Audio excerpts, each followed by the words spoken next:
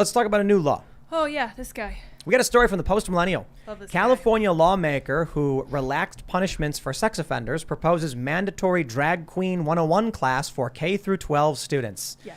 So when the left demands something and the GOP ignores it, they get it. When the left demands something and the GOP pushes back, they recoil and then demand something twice as bad.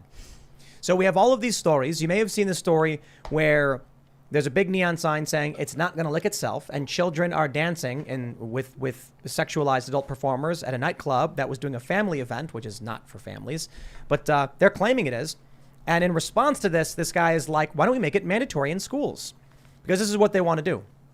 In response to a Texas state representative announcing he will file legislation to ban drag shows from having children in their audience, California State Senator Scott Weiner, is it Weiner or Wiener? I'm going to go with Wiener on this one. Let's go with that. Definitely. Proposed offering drag queen curriculum in schools. Responding to a tweet from Rep. Brian Slatton of Texas, he said, this guy just gave me a bill idea. Offering Drag Queen 101 as part of the K through 12 curriculum, attending Drag Queen story time will satisfy the requirement. So I don't think he's completely serious. I think he's just like poking the bear. But the fact that they've gone beyond defending it, and are now publicly being like, let's do more. Let's do more. Let them keep saying it. I know. That's how I feel, too. I mean, the end of the day, we're sort of, it's not a mystery why there's going to be an absolute tsunami. And it's not just this stuff. It's not just the over-sexualization of children. It's also the fact that parents over the last 2 years were watching their kids on Zoom and thinking, oh, this wasn't very impressive. This wasn't very good. And I now know, I mean, if you look at the test scores out of where I live, Montgomery County, Maryland, used to be like 65 to 75% of kids were sort of adequately prepared to do algebra in middle school. The latest testing is 15%. And so parents aren't just seeing this, but they're seeing this instead of math. You got to make it fun, man. We need to monetize gamify algebra for kids where they get tokens math and stuff. is racist. They do that in homeschooling. I mean, this is the beauty of, opening the market. Like There's a viral video going around where someone said that he went into this event and there was a little boy, and then someone, like the bartender, asked him if he was gay, and he said no, and his mom went, yes, he is gay. He says, no, I'm not, and he got really angry. Munchausen. It's Munchausen. Yep. Or I don't know if that's Munchausen.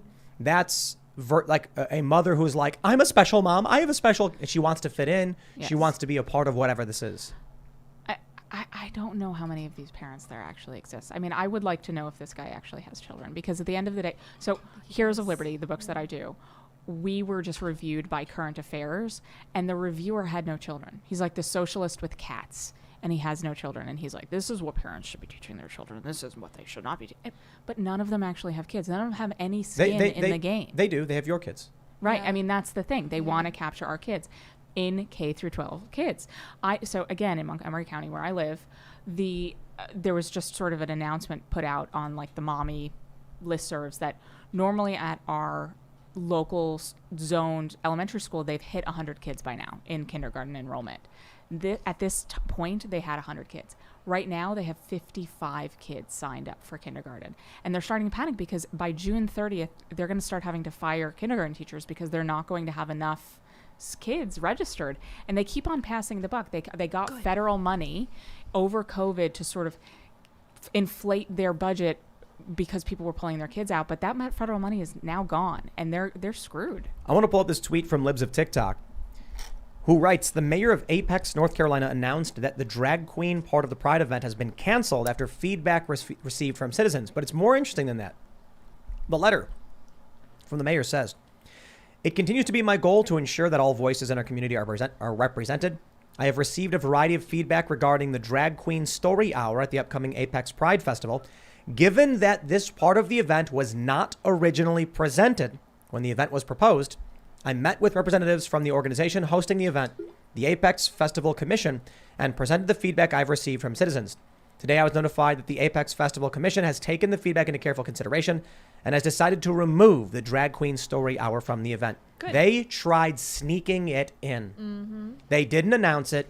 They get their access and permitting, whatever they need, and then they add child sexual grooming. They don't even have to sneak it in. This is something that they love doing. So I'm kind of surprised that this was the response, because this is their entire raison d'etre, is like, sexualizing children. So I don't know why they had to sneak it in when it's like normally just, part of Pride Week now.